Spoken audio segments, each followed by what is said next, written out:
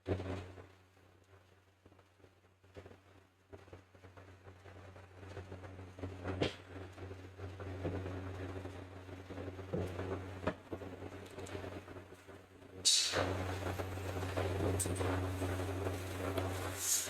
सभी प्रिय विद्यार्थियों को नमस्कार, राम राम। आप सभी का स्वागत है मेरे सभी प्रिय विद्यार्थियों आज के इस महत्वपूर्ण सेशन में, जिसमें मेरे सभी वो प्रिय विद्यार्थी जो रेलवे एनटीपीसी की स्पेशल तैयारी कर रहे हैं, उन सभी के लिए आज मैं एक बहुत ही अच्छी स्ट्रैटेजी के साथ में इस वीडियो को लेकर आया हूं, जिसमें आप मात्र और मात्र 3 या 4 महीने की तैयारी के भीतर एक अच्छी तैयारी करके कैसे एनटीपीसी के एग्जाम को क्रैक कर सकते हैं और अपना सिलेक्शन ले सकते हैं।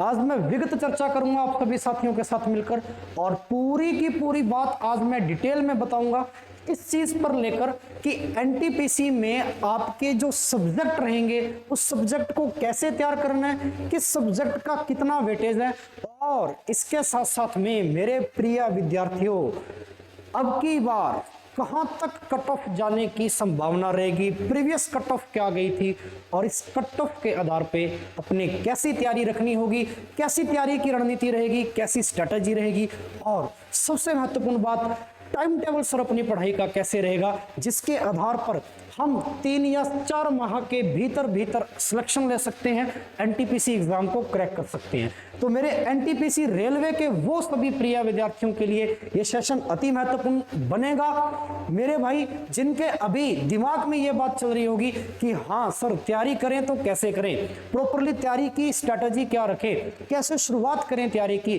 किस सब्जेक्ट को कितना समय दें, पूरी डिटेल आज मैं आपके सामने लेकर आया हूं। इसके साथ साथ में एनटीपीसी की विषय वस्तु क्या है, पूरी सूची क्या है, यानी आपका सिलेबस क्या है, इस सिलेबस के बारे में मैं चर्चा करूंगा, पूरी डिटेल जानेंगे, कितने एग्जाम्स आपके इसमें रहेंगे, और इसके साथ साथ में जो अंडर ग्रेजुएट बेस्ड वैकेंसी है, 12वीं पास वैकेंसी है, इसमें टाइपिंग टेस्ट और उसमें क्या प्रोसेस रहेगी, और डॉक्यूमेंट वेरिफिकेशन में क्या प्रोसेस रहेगी। कहने का तात्पर्य है पूरी डिटेल आज इस सेशन में आपको मिलने वाली है, जहां आपका एक भी डाउट नहीं रहेगा। बस आप इस वीडियो को अंत तक मेरे भाइयों जरूर देखना, और उन सभी विद्यार्थियों तक इस वीडियो को पहुंचाना जो मेरे सभी प्रिय विद्यार्थी रेलवे की तैयारी कर रहे हैं, उन सभी विद्यार्थियों तक इस वीडियो को ज्यादा से ज्यादा शेयर करना। तो चलिए शुरुआत करते हैं आज के सेशन की। सबसे पहले जैसा कि आपको पता है, अभी मिनिस्ट्री ऑफ रेलवे के द्वारा आरआरबी रेलवे रिक्वायरमेंट बोर्ड ने एनटीपीसी की वैकेंसी ग्रेजुएट और अंडर ग्रेजुएट दोनों ही बेस्ड पर दे दी है, दोनों ही पदों पर दी गई है। इसके अंदर सबसे पहले अपने आज जो कैटेगरी जानेंगे वो अंडर ग्रेजुएट की कैटेगरी के अंदर जो 12वीं पास के मेरे रेलवे के विद्यार्थी हैं, जो ज्यादातर एग्जाम्स में बैठने वाले हैं, ठीक है, उनके आधार पे आज इस वीडियो को बनाऊंगा। लेकिन ये वीडियो वो ग्रेजुएशन वाले बच्चों के लिए भी बड़ी लाभदायी होगी, क्योंकि देखो टॉपिक तो लगभग हर सब्जेक्ट के सेम है, और पेपर का पैटर्न भी लगभग एक जैसा सही है, और स्ट्रेटेजी भी दोनों की एक जैसे ही यहाँ पे बताएंगे। तो घबराने की कोई बात नहीं मेरे भाई, 12वीं पास वाला बच्चा भी इस वीडियो को देखे और ग्रेजुएशन वाला भी बच्चा इस वीडियो को देखे। चलिए, इसके साथ साथ में यहाँ पे सबसे महत्वपूर्ण बात, जैसा कि आपने नोटिस में पढ़ा कि अभी हाल ही के अंदर इसके फॉर्म स्टार्ट हो चुके हैं। 21 तारीख यानी आज ही के दिन जो आपके अंडर ग्रेजुएशन के हैं, इसके फॉर्म इन्होंने क्या स्टार्ट कर दिए हैं, ठीक है। और इसकी जो क्लोजिंग डेट है मेरे भाई, यानी कि फॉर्म की जो क्लोजिंग डेट रहेगी, आपकी एप्लीकेशन क्लोजिंग डेट रहेगी, वो आपकी 20 तारीख रहेगी 10वें महीने की। 20 अक्टूबर तक आपके फॉर्म जो है मेरे बच्चों को भरे जाएंगे। सबसे महत्वपूर्ण बात ये। अच्छा, इसके साथ साथ में दूसरी जो महत्वपूर्ण बात मैं आपको बताने वाला हूं, उसमें यह बात अपने को समझनी है कि सर कौन कौन सी पोस्ट के लिए अपने जो वैकेंसी दी गई है 12वीं पास पर, उसमें कौन कौन से पद शामिल हैं। तो टिकट क्लर्क जो आपका कमर्शियल कम जो सबसे ज्यादा वैकेंसी इसमें बता रखी है, ट्रेन क्लर्क की वैकेंसी इसने 12वीं पास पर दी है, अकाउंट की वैकेंसी दी है इसने जो कि टाइपिस्ट की है, और जूनियर क्लर्क की मेरे भाई जो वैकेंसी है ये भी 12वीं पास पर दी है। अच्छा, इसके साथ साथ में यहाँ पे जो नंबर ऑफ वैकेंसी है वो भी मेरे भाई इसने बता दी है पूरी एकदम खुल के, कि टोटल नंबर ऑफ वैकेंसी जो 12वीं पास पर रहेगी वो आपकी 3445 वैकेंसी जो है मेरे भाई वो रहने वाली है ना। एकदम अच्छे से क्लियर आपको दिखाई दे रहा होगा, कोई दिक्कत नहीं है, कोई इशू नहीं है ना। आराम से बस आप इस वीडियो को देखते जाइए भाई, पूरी वीडियो देखिए अंत तक। दूसरी जो महत्वपूर्ण बात है मेरे भाई वो ये है कि कमर्शियल कम टिकट क्लर्क की जो वैकेंसी बताई है, जिसमें आपकी जो आयु सीमा इसमें बता रखी है 18 से 33 वर्ष, उसमें 2022 वैकेंसी है जो सबसे ज्यादा है, और मोस्टली 12th का बच्चा इसी में सबसे ज्यादा अप्लाई करने लग रहा है भाई, ठीक है। और 2 नंबर पर जो अप्लाई करने लग रहा है वो 990 वाली पोस्ट पर। तो मेरा ये भी मानना है कि इस वैकेंसी को भी अप्लाई कर दे भाई, ठीक है ना। इस पोस्ट को भी मेरी सेकंड प्रेफरेंस में दे सकती हो, ज्यादातर इसको फर्स्ट प्रेफरेंस भी बच्चे दे रहे हैं, तो वो भी अच्छी बात है ना। तो ये अलग अलग आपकी वैकेंसी है, नंबर ऑफ वैकेंसी, जिसमें से 3445 वैकेंसी जो मेरे भाई वो 12वीं पास पर दी है। चिंता की बात नहीं है, जैसे कि एएलपी की वैकेंसी बढ़ाई आरआरबी ने, ऐसे ही मेरे भाई टेक्नीशियन के पद भी थोड़े इंक्रीज करके दिए। ऐसे ही लास्ट में जब आप देख लेना, एक इसका नोटिस आने वाले समय में जारी होगा और पक्का ही एनटीपीसी के पद बढ़ेंगे, क्योंकि कर्मचारियों की आवश्यकता है मेरे भाई इन पोस्टों पर। तो इतने कर्मचारियों से तो पार नहीं पड़ेगी भाई पूरे भारतवर्ष में, है ना। तो ये तो बात अपने तय करके ही चले कि वैकेंसी इंक्रीज होगी, उस समय अभी अपने एक सेशन में चर्चा करेंगे। तो चलिए, मैं डिटेल आज आपको देने वाला था, वो मुख्य डिटेल थी सर अपने एग्जाम स्ट्रेटजी की, और 3 माह के अंदर जो अपना टारगेट है सर एग्जाम का क्रैक करने का, है ना, तो वो कैसे होगा उसके बारे में सर पूरी डिटेल हमें चाहिए। तो चलिए उसके बारे में पूरी डिटेल अपने आज लेते हैं, बस आप अंत तक बने रहिए। देखो मेडिकल स्टैंडर्ड भी इन्होंने बता रखा है कि बेसिकली जो आपकी विजन है, आईज है, उसके बारे में बता रखा है। तो आईज 6/6 है ना, कलर विजन की प्रॉब्लम नहीं आनी चाहिए। A3 B2 C2 ऐसे करके जो इसने फिजिक मेडिकल के बारे में जो बताया, ये सारी की सारी बातें इसने यहाँ पे दे रखी हैं। तो चलिए इसी के साथ में ये कैटेगरी अपने ओबीसी ST SC की जो एज रिलैक्सेशन है मेरे भाई, वो भी इसने दे रखी है यहाँ पे, ठीक है। तो ये भी थोड़ा सा आप इसके अंदर देखते चले जाएं। तो अपने डायरेक्ट अब पहुंचते हैं मेरे प्रिय विद्यार्थियों सिलेबस पर, ठीक है। पहले सिलेबस, फिर सिलेबस के साथ साथ में ये जानेंगे एग्जाम कितने स्टेप में होने वाला है, ठीक है, और नेगेटिव मार्किंग अब की बार की क्या रहेगी इसमें एनटीपीसी में, और पूरी सारी की सारी चीजें इसमें जो अपने पढ़ेंगे वो कंप्लीट करेंगे, ठीक है। तो आप एक बार सेशन में बने रहें, अपने उस पेज तक पहुंचते हैं जो मेरे भाई सिलेबस का पेज था, ठीक है।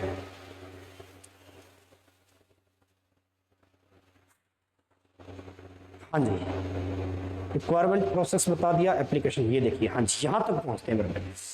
सबसे महत्वपूर्ण पेज अपना यहाँ पे आ चुका है। तो सबसे पहले आप एग्जाम की डिटेल जान लीजिए यहाँ पे। तो मेरे बच्चों एग्जाम की डिटेल में ये बता रखा है कि जो फर्स्ट स्टेज पर जो एग्जाम होगा, यानी जो CBT 1 आपका होगा, कंप्यूटर बेस्ड टेस्ट जो होगा, इसमें 90 मिनट का आपका टाइम ड्यूरेशन होगा एग्जाम का। तो मोस्टली बच्चे इस चीज को सोच के चले। अभी भी दिमाग में बहुत बार ऐसे चलता है, जैसे बच्चा SSC की तैयारी कर रहा है तो तुरंत उसने रेलवे की ओर मूव किया है, तो जहन में यह बात होती है कि जैसे SSC ने टाइम दिया 60 मिनट, क्या पता वैसे ही नहीं हो।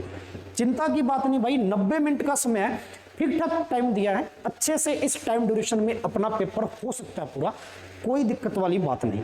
जिसके अंदर जो जनरल अवेयरनेस है, यानी जीके प्लस साइंस, इसमें मेरे भाई जनरल नॉलेज भी आ गया प्लस इसमें जनरल साइंस भी आ गया, ठीक है, दोनों ही लेकर चलेंगे तो वो 40 नंबर का अपने को दे रखा है, ठीक है। जीके और साइंस दोनों ही मेरे भाई 40 नंबर का है।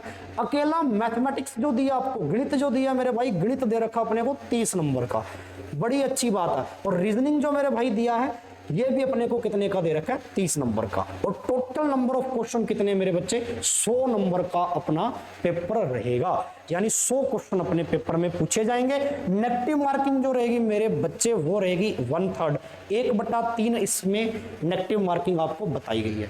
1/3 क्या बताई गई है मेरे बच्चों, नेगेटिव मार्किंग बताई गई है। अब सबसे महत्वपूर्ण बात है कि सर रणनीति कैसी रखें कि भाई अपना एग्जाम क्रैक हो जाए। जो अपना थंबनेल का दूसरा टाइटल था कि सर 3 महीने के अंदर कैसे एग्जाम को फोड़ना है। मेरे प्रिय विद्यार्थियों, सबसे महत्वपूर्ण बात आप देखिए, जो प्रैक्टिस पर बेस्ड सब्जेक्ट आपके, जैसे कि आपका क्वांट है इसमें, यानी गणित है जो आपका, प्रैक्टिस पर बेस्ड जो सब्जेक्ट है मैथमेटिक्स, 30 नंबर का आपसे मैथमेटिक्स पूछा जा रहा है, तो इसकी प्रैक्टिस आपको बड़ी अच्छे तरीके से करनी है।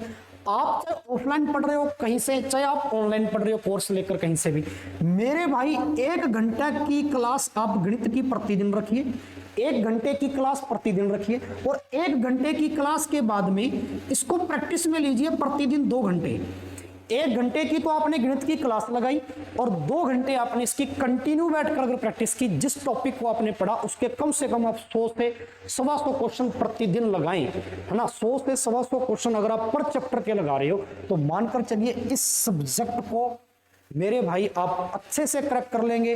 30 में से अगर कोई बच्चा 28 या 29 का स्कोर लेकर आ रहा है हाईएस्ट, ठीक है, तो मैं मान के चलता हूं कि ये स्ट्रेटजी अपनाने से आप आराम से स्कोर तक आ जाएंगे। गणित पढ़ने का सबसे शानदार तरीका ये है कि आप इस सब्जेक्ट को सीख रहे हो, आप खुद से नहीं कर सकते, सीखने वाला सब्जेक्ट है, इसलिए 1 घंटा तो आप किसी अध्यापक से सीखें, ठीक है। उस दौरान सिर्फ आपका फोकस सीखने पर ही होना चाहिए, उस पॉइंट्स पर होना चाहिए जिस पॉइंट पर अध्यापक चर्चा कर रहा है। महत्वपूर्ण बात यह, 1 घंटा आपने क्लास लगाई तो मोस्टली बच्चा समझता कि 1 घंटे की क्लास होगी तो हमने 1 घंटा गणित पढ़ लिया, ऐसा नहीं है। 1 घंटा आपने अगर क्लास लगाई तो वो आपने पढ़ा नहीं है, तो आपने प्रैक्टिस नहीं की, वहां तो आपने सीखा है 1 घंटा। अब जो सीखा है उसको अभ्यास में लेना है, तो वो मिनिमम आप 2 घंटे का अभ्यास गणित का पर डे रखते हैं, क्योंकि प्रैक्टिस बेस्ड सब्जेक्ट है। तो 2 घंटे का अगर आप मिनिमम अभ्यास रखते हैं प्रतिदिन गणित का, तो मानकर चलिए, और 2 घंटे में अगर आप आराम से 50-60 प्लस क्वेश्चन या लगभग 100 के नियर अबाउट क्वेश्चन डेली जिस चैप्टर को आपने अध्यापक से पढ़ा है उसके निकालते हैं, तो मान के चलो भाई आपकी गणित बहुत अच्छे से हो जाएगी 3 महीने के अंदर शानदार तैयार। दूसरी जो मुख्य बात यहाँ पे मैं बताने वाला हूँ वो ये बताने वाला हूँ कि भाई मेरे 30 नंबर का यहाँ क्या आपने अपने से पूछा जा रहा है, रीजनिंग। अब रीजनिंग एक ऐसा विषय है जिस विषय के अंदर हर परीक्षा में, हर कॉम्पिटिटिव एग्जाम में बच्चा लगभग पूरे से पूरे नंबर लेकर आता है या 1 आध नंबर कम। जैसे मान के चलिए 30 में से 30 लाने वाले बच्चे भी बहुत होंगे, और 30 में से 29 नंबर या 28 नंबर तक का स्कोर करने वाले बच्चे भी आपको काफी ज्यादा संख्या में मिले। तो महज इस स्कोर तक पहुंचने की कोशिश करिए कि 30 में से रीजनिंग में आपके 28-29 क्वेश्चन सही हो रहे हैं या इतने नंबर आ रहे हैं, ठीक है। इस चीज पर पहुंचने के लिए आपको वही कार्य करना पड़ेगा कि रीजनिंग अगर आप प्रति घंटा सीख रहे हैं, 1 घंटे की क्लास लगा रहे हैं, तो मानकर चलिए कि आप रीजनिंग की 1 घंटा की क्लास लगाई तो आपने जस्ट उसके बाद में तुरंत 1 घंटा इसकी प्रैक्टिस भी की।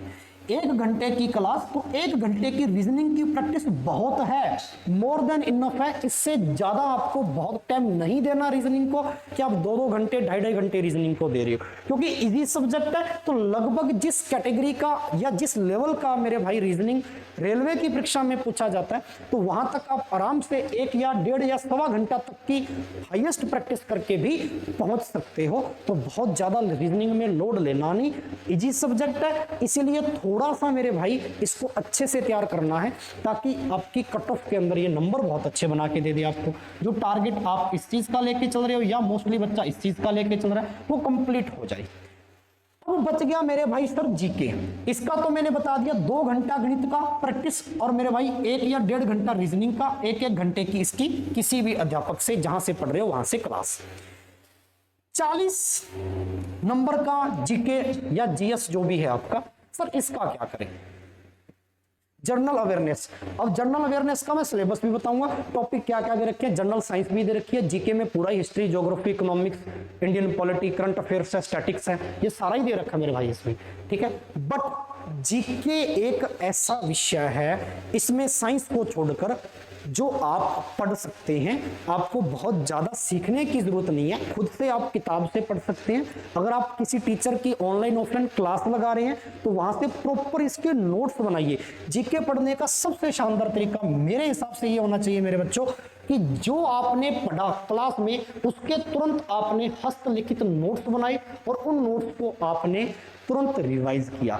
जितना जीके पढ़ा उतना रिवाइज किया। पर डे का आपने अगर 2 पेज जीके के लिखे हैं कॉपी में तो 2 पेज रिवाइज करके ही आप आगे बढ़िए, ठीक है। ये सबसे अच्छा याद करने को। एक किताब जरूर रखिए जीके की कि जो टॉपिक आपने ऑनलाइन या ऑफलाइन क्लास से टीचर से पढ़ा उस टॉपिक को किताब से मैच कीजिए, उसमें 4 बातें अलग क्या टीचर ने 4 बातें अलग क्या बताई वो अच्छे से तैयार करने की कोशिश कीजिए। जीके डेफिनेटली तैयार हो जाएगा, कहीं ज्यादा आपको कुछ करने की आवश्यकता नहीं है। अगर आपने 1 घंटा जीके की क्लास लगाई है तो आप लर्न कर सकते हैं लगभग 1.5 घंटा इसको डेली, ठीक है, याद कर सकते हैं, ठीक है। लिखना साथ साथ में, अगर 1 घंटे की क्लास और साथ साथ में लिखेंगे तो लगभग वो 1.5 घंटे की क्लास आपकी बैठ जाएगी। पॉज कर करके आप वीडियो को रोक रोक के लिखेंगे और आगे 1 या 1.5 घंटा अगर आप तुरंत उसको रिवाइज कर लो तो आपका जीके बहुत अच्छा तैयार हो जाएगा। यानी 1.5 घंटा, 1.5, 3 और 2, 5 घंटे की आपकी सेल्फ स्टडी एक दिन में बहुत है रेलवे एनटीपीसी के लिए। 5 से 5.5 घंटे की मोर देन इनफ है भाई। अगर बच्चा प्रतिदिन क्लास के अलावा इतनी प्रैक्टिस या इतना पढ़ रहा है इस टाइम को देकर, तो आराम से वो भाई 4 महीने में एनटीपीसी का एग्जाम क्रैक कर सकता है, कहीं कोई दिक्कत नहीं है। चलिए, यहां इतनी बात आपने समझी। इसके बाद में अब सिलेबस के मैं उन बिंदुओं पर या उन पहलुओं पर चर्चा करूंगा जो टॉपिक आपको दे रखे हैं, जो काफी इंपॉर्टेंट पहलू हैं, जिनको लेकर हर बच्चे के मन में संदेह रहता है कि सर पूछा क्या क्या जाएगा, किस में से पूछा जाएगा। तो ये जान ले, गणित में से मेरे भाई जो आपके टॉपिक जो बेसिक दे रखे हैं, जिसमें अरिथमेटिक भी सारी इसने दे रखी है अगर ध्यान से देखें तो, और एडवांस के भी टॉपिक दे रखे हैं, एडवांस गणित के या एडवांस मैथ के भी मेरे भाई अच्छे टॉपिक दे रखे हैं।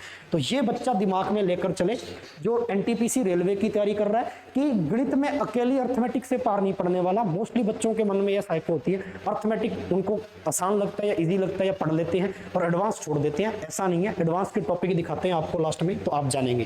पहला टॉपिक आपको संख्या पद्धति, नंबर सिस्टम, डेसिमल मेरे भाई दशमलव, फ्रैक्शन यानी भिन्न, एलसीएम एचसीएफ दे रखा है, रेशियो एंड प्रोपोर्शनल दे रखा है भाई, अनुपात समानुपात दे रखा है, परसेंटेज काफी इंपॉर्टेंट टॉपिक है, मेंसुरेशन, क्षेत्रमिति। अब क्षेत्रमिति में 2D और 3D दोनों ही पूछे जाते हैं, ठीक है ना, रेलवे के अंदर, तो इसमें कोई संदेह नहीं होना चाहिए। मेंसुरेशन पूरा ही दे रखा है, क्षेत्रमिति तो पूरा ही टॉपिक तैयार करके चलना है। टाइम एंड वर्क का मेरे भाई अर्थमेटिक का टॉपिक है, टाइम डिस्टेंस, ठीक है, यानी समय और दूरी, सिंपल एंड कंपाउंड इंटरेस्ट यानी ब्याज, ब्याज के दोनों ही टॉपिक आ जाते हैं इसमें, ठीक है। अर्थमेटिक लगभग पूरी दे दी, profit and loss, profit and loss के बाद में डिस्काउंट भी इसमें शामिल कर लीजिए, इसी का हिस्सा है, ठीक है। लाभ हानि, एलिमेंट्री अलजेब्रा, अलजेब्रा जो आता है वो ज्यादा टफ नहीं आता भाई, एसएससी लेवल का नहीं, नॉर्मल अलजेब्रा यानी नॉर्मल बीजगणित पूछा जाता है आपसे, ठीक है, इस चीज को ध्यान। बीजगणित के बाद में ज्योमेट्री, देखो ज्योमेट्री पूरी दे रखी लगभग, ज्योमेट्री एंड ट्रिग्नोमेट्री, ठीक है। एडवांस के देखो टॉपिक आने शुरू हो गए, अलजेब्रा पहला टॉपिक दे दिया भाई, ज्योमेट्री दूसरा दे दिया, तीसरा ट्रिग्नोमेट्री दे दिया भाई, ठीक है, और चौथा इसमें स्टैटिस्टिक्स यानी ग्राफ के क्वेश्चन आता है। 4 टॉपिक और 5वां मेंसुरेशन, 5 टॉपिक एडवांस के दे रखे हैं। तो आप सोच के देखिए कि कोई बच्चा अगर रेलवे की तैयारी कर रहा है और गणित में ये सोचकर बैठा है कि अर्थमेटिक पढ़ने से पार पड़ जाएगी, अकेली अर्थमेटिक पर ज्यादा प्रेशर दे, तो वो कतई गलत सोच रहा है भाई। 5 टॉपिक कोई छोड़ेगा क्या? कभी नहीं छोड़ना। और 5 टॉपिक में से अगर 5 क्वेश्चन भी आए या 6 क्वेश्चन आए तो भाई मेरे बहुत बड़ा रोल अदा कर दिया आपके गणित के उस 30 नंबर में से, 30 क्वेश्चन में से। इसलिए आपको एडवांस और अर्थमेटिक दोनों ही अच्छे से पढ़नी चाहिए, दोनों को तैयार करके चलना है, ठीक है मेरे भाई। चलो इसके पश्चात अपने आगे बढ़ते हैं जनरल इंटेलिजेंस एंड रीजनिंग पर, कि मेरे बच्चों रीजनिंग का क्या रोल है इसमें। रीजनिंग के अंदर देखो एनालॉगी इसने दे दिया, नंबर अल्फाबेटिकल सीरीज दे दी, कोडिंग डिकोडिंग, मैथमेटिकल ऑपरेशन, गणितीय संक्रियाएं, सिमिलरिटीज दे दिया, डिफरेंसेस, यानी ऑलमोस्ट इसने वर्बल प्लस नॉन वर्बल दोनों ही रीजनिंग दे दी। तो रीजनिंग पूरा पढ़िए, इसमें कोई दो राय नहीं है, रीजनिंग पूरा पढ़िए भाई, कोई दो राय नहीं है इसमें, ठीक है। चलिए इसके बाद में अगर अपने चर्चा का विषय जो बचा है वो ये बचा है सर जीके। तो जीके का पोर्शन अगर आप देखें तो ये पूरा ही इसने लगभग आधा पेज जीके से भर रखा है, ठीक है ना, जिसमें कोई संदेह नहीं करना अपने को। तो जीके के अंदर देखिए करंट इवेंट, सबसे इंपॉर्टेंट बात जिसको आप करंट अफेयर्स भी बोलते हो, तो करंट अफेयर्स के लिए डेली आप मॉर्निंग चाय के साथ में उठते ही एक सेशन रखिए भाई करंट अफेयर्स का, चाहे आप ऑनलाइन ले रहे हो कहीं से, चाहे किसी एप्लीकेशन से ले रहे हो भाई, ठीक है ना, कोर्स ले रहे हो या यूट्यूब से, तो डेली एक सेशन करंट अफेयर्स का आप रखिए। 30 से 45 मिनट के बीच का कोई बढ़िया सेशन मिलता है जिसमें आपको इंडिया का करंट अफेयर्स यानी नेशनल और इंटरनेशनल इंपॉर्टेंस और स्पोर्ट्स एंड गेम्स जितने भी आ गए, आपके आर्ट एंड कल्चर से रिलेटेड क्वेश्चन जो आपके आते हैं, ठीक है। स्टैटिक का पार्ट आ गया, इंडियन लिटरेचर आ गई यानी कि भारतीय कला व संस्कृति, स्टैटिक्स का जो पार्ट है, ठीक है। माउंटेन्स, इसमें मूवमेंट्स वगैरह जितने भी आगे, प्लेसेस ऑफ इंडिया, भारत के जितने भी आपके, है ना। और जनरल साइंस देखो मेरे भाई, general science and life science जो कि अप टू 10th, तो ये बड़ा ही इंपॉर्टेंट पार्ट है। मोस्टली बच्चा क्या करता है एनटीपीसी के अंदर साइंस इतनी तैयार कर लेता है कि जैसे लोको पायलट का एग्जाम हो या टेक्नीशियन का, इतना हैवी साइंस नहीं आएगा। साइंस जो आएगा मेरे भाई एनटीपीसी में 10th बेस का आएगा जी, ठीक है। जो सीबीएसई बोर्ड की आपकी किताब होती है, या आप ऐसा कह सकते हो कि जो आपकी 10th क्लास की बुक है साइंस की, उनमें से अगर अपने पढ़े चीजें तो लगभग आपका 95% साइंस कवर हो जाएगा, कहीं कोई दिक्कत नहीं आएगी, ठीक है। तो अपने को साइंस तो ज्यादा से ज्यादा ध्यान में रखना है कि अपने को 10th की किताब से कवर करने हैं जो टॉपिक अपने को 10th में दिए हुए हैं। अब इसमें ऑलमोस्ट देखो अपने social and economics, geography of India, world geography, polity आ गया, governance, Indian constitution and political system, ठीक है, राजनीति विज्ञान, संविधान, तो ये सारे के सारे इसमें दे रखे हैं। टॉपिक तो बहुत सारे दे रखे हैं, तो अपने को मोस्टली याद रखना है कि अपने ज्यादा से ज्यादा करंट अफेयर्स पढ़े और स्टैटिक जीके कवर करे और साइंस कवर करे। 3 पार्ट के अंदर अपने को जनरल अवेयरनेस का पार्ट कंप्लीट करना है। करंट अफेयर्स का सेशन लगाए, नोट्स बनाने साथ साथ में, जिस ऑनलाइन से या जिस वीडियो में आपने ऑनलाइन करंट अफेयर्स पढ़ा है उसको समझो, साथ साथ में उसके हाथों से लिखित नोट्स बनाओ और रिवाइज करो। पर डे का करंट अफेयर्स जिस डे का आपने बनाना ऊपर डे लिखिए, अलग से कॉपी लगाइए। करंट अफेयर्स आपका 3 महीने का 90 दिनों में कितना ज्यादा देखो कॉपी भर जाएगी, तैयार हो जाएगा, तो वो खुद ही देख सकते हैं। अब एनटीपीसी है तो लगभग करंट अफेयर्स लगभग 5 या 6 महीने के पीछे का आप शुरू कर सकते हैं करना, ठीक है, तो आपका नाका लगभग लग जाएगा, कोई दिक्कत वाली बात है नहीं, ठीक है। चलिए इसके अंदर देखो अपने को जो अलग अलग कैटेगरी में पासिंग मार्क्स दे रखे हैं कि कम से कम जनरल में 40% तो पेपर में आने चाहिए, 40 से कम तो लेंगे नहीं। ईडब्ल्यूएस में भी 40%, ओबीसी जो है इसमें 30%, एससी में 30%, एसटी में 25%। ये पासिंग मार्क्स बता रखे पेपर में, इतने इतने परसेंट तो मिनिमम आपको चाहिए। कट ऑफ जाएगी उसके आधार पर आपका पेपर पास होगा, लेकिन मिनिमम इतने इतने आपको परसेंटेज चाहिए, ठीक है। ये एलिजिबिलिटी दे रखी है अपनी अलग अलग कैटेगरीज के अंदर। ये पेपर फर्स्ट की बात बताई मैंने, 3 सब्जेक्ट स्टेट। पेपर सेकंड देखो, second state computer based test CBT. CBT 2 भी मेरे भाई ऐसा ही है, कोई ज्यादा फर्क नहीं है। सीबीटी 2 के अंदर भी अगर आप देखें तो बस आपको थोड़ा सा फर्क नजर आएगा नंबर ऑफ क्वेश्चन में। जहां आप पहले 40 नंबर का जीके पढ़ रहे थे, वहां मेंस में यानी सीबीटी 2 में मेरे भाई, सीबीटी 2 में वहां 50 नंबर का जीके पढ़ेंगे। बात आ गई समझ में। जहां आप 30 नंबर का गणित पढ़ रहे थे, वहां सीबीटी 2 में मेरे भाई 35 नंबर का गणित पढ़ेंगे। वही टॉपिक, अर्थमेटिक एडवांस, वही चीजें।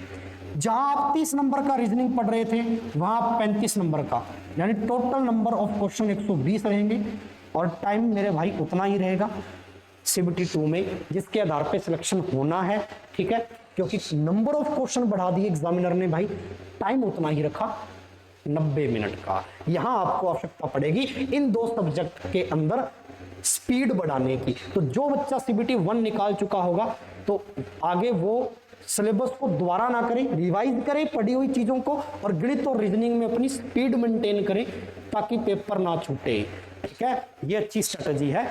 सीबीटी 2 जब आपका होगा भाई, तब भी आपके लिए वीडियो बनाएंगे, सारी चीज बताएंगे, कतई चिंता की बात नहीं है, ठीक है। चलिए 120 मिनट इसमें अपने को दे रखेंगे। कंप्लीट सिलेबस वही है सीबीटी 2 का भी, ठीक है। अगर आप देखेंगे तो वही गणित के टॉपिक आपको नजर आ रहे हैं, एलिमेंट्री अलजेब्रा, ज्योमेट्री, ट्रिग्नोमेट्री, ठीक है, स्टैटिस्टिक्स, या कोई इसमें बदलाव नहीं है। रीजनिंग के भी वही है, और जीके यानी कि जो आपका जनरल अवेयरनेस है उसके भी यही है, ठीक है। दोनों आपके सीबीटी 1 सीबीटी 2। अब जो टाइपिंग है आपके जूनियर क्लर्क के लिए और इनके लिए जो आपने भरी है 12th बेस पे, इन पे टाइपिंग दे रखी है भैया, तो टाइपिंग स्किल टेस्ट होगा पेपर सेकंड के बाद में। और टाइपिंग के अंदर मेरे भाई सबसे महत्वपूर्ण बात आपको यह पता होनी चाहिए कि आपको टाइप करने हैं 30 वर्ड पर मिनट, तो मेरे भाई इंग्लिश में 30 वर्ड पर मिनट इंग्लिश की स्पीड है, ठीक है। और हिंदी टाइपिंग की मेरे भाई जो स्पीड है वो 25 वर्ड पर मिनट के अंदर आपको हिंदी के टाइप करने हैं, ठीक है ना। इस चीज को ध्यान में रखना है, ठीक है। चलिए कंप्लीट और लिखा या ये है ना, हिंदी इंग्लिश में से एक चूज कर सकते हैं, तो नथिंग इशू, कोई दिक्कत नहीं है।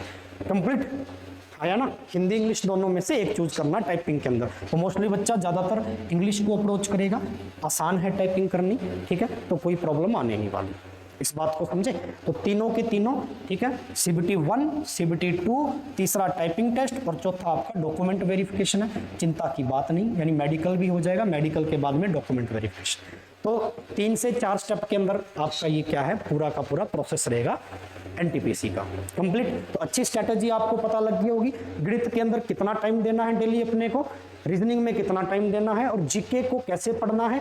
जीके को मेरे भाई किताब से और प्लस टीचर ने जो पढ़ाया वो किताब के अंदर मैच करके उसको याद करना है। 4 बातें किताब में एक्स्ट्रा है तो उसको सीखने की कोशिश करनी है, और टीचर ने एक्स्ट्रा बताई 4 बातें तो उनको सीखने की कोशिश करनी है। करंट अफेयर्स मेरे भाई रेगुलरिटी में रखना डेली, ठीक है। आज से तैयारी शुरू कर रहे हो तो आज से करंट अफेयर्स आप किसी भी बढ़िया यूट्यूब से देखकर भाई कोई सेशन है ना जो सेंट्रल लेवल की अच्छी चीजें दे रहा है आपको करंट के अंदर, वहां से आप शुरू कर सकते हो, तो कोई दिक्कत नहीं। नोट्स बनाने प्रॉपर पर डे का करंट अफेयर्स पढ़ना, रिवाइज करना साथ साथ। जीके को तो याद करो जितना कर सकते हो, डेली रिवाइज करो मेरे भाई, कभी भी आप भूलोगे नहीं, ठीक है ना। रिवाइज करने की जो क्रिया वो सबसे ज्यादा जीके में रखो। प्रैक्टिस बेस्ड सब्जेक्ट है तो गणित को 2 घंटे दो, सबसे अच्छी बात है। ठीक है, जो बच्चा गणित में कमजोर है धीरे धीरे अपनी स्पीड बढ़ेगी, एक्यूरेसी पर थोड़ा ध्यान दें। ठीक है ना, और शुरुआत से करें कोर्स, चाहे आप ऑफलाइन पढ़ रहे हो चाहे ऑनलाइन पढ़ रहे हो, शुरुआत से कोर्स करें तो धीरे धीरे चीजें आपकी क्या है डेवलप होती जाएंगी। कंप्लीट है। तो चलिए बच्चों, ये थी आज की वीडियो जिसमें मैंने आपको टाइम, कितने घंटे कौन सा सब्जेक्ट और फुल स्ट्रैटेजी, ठीक है, किस तरीके से एग्जाम क्रैक करना है 3 महीने में। ठीक है, 3 से 4 महीने की मात्र मेहनत से मेरे भाई। तो CBT 1 पर ध्यान देना, जो आपने CBT 1 के अंदर चीजें पढ़ी, ठीक है, अगर CBT 1 आपका क्रैक हो जाता है, जो कि होगा मेरे भाई, अच्छे से मेहनत करेंगे। ठीक है, और CBT 2 में आपको फिर वो चीजें दोबारा नहीं पढ़नी, उनको बस रिवाइज करना है, मतलब शुरुआत से दोबारा नहीं पढ़नी। कई बच्चे होते हैं ना CBT 1 करने के बाद में CBT 2 का कोर्स लेते हैं अलग से, कोर्स लेने की जरूरत नहीं है, वही टॉपिक है, बस उसने नंबर ऑफ क्वेश्चन बढ़ा दिए, यानी नंबर ऑफ क्वेश्चन बढ़ा दिए और टाइम उतना ही रखा, मतलब स्पीड पे काम करेगा, कंटेंट हल्का सा लेवल का देगा, कैलकुलेटिव चीजें ज्यादा देगा गणित और रीजनिंग में। तो वहां आपको बस प्रैक्टिस, अच्छी प्रैक्टिस और स्पीड अच्छी आपकी होगी तो नाका लग जाएगा मेरे भाई। कंप्लीट इतनी सी बात है। टाइपिंग के अंदर तो देखो, आपको टाइपिंग तो मेरे हिसाब से 12th बेस का जो कैंडिडेट इसकी स्पेशल तैयारी कर रहा है, टाइपिंग अभी से शुरू कर दे तो सबसे अच्छी बात है।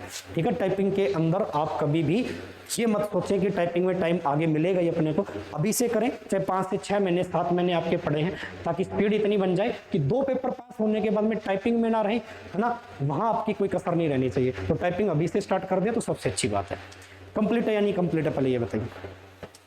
ठीक है साथियों, तो ये महज 25 मिनट की एक वीडियो जो मैंने आपके लिए बनाई, अगर आपको अच्छी लगी हो, मेरी स्ट्रेटजी अच्छी लगी हो, मैंने जो चीज़ें बताई उसको आप आजमा के देखिए 10 से 15 दिन तक कंटिन्यू, 1 महीना, फिर आप रिजल्ट देखिए, अपने आप में इंप्रूवमेंट देखिए, और अच्छी लगी हो तो भाई शेयर कर देना, जरूर वीडियो को लाइक कर देना भाई, और कमेंट करके ये बताना कि सेशन कैसा लगा, हर बच्चे तक पहुंचाना।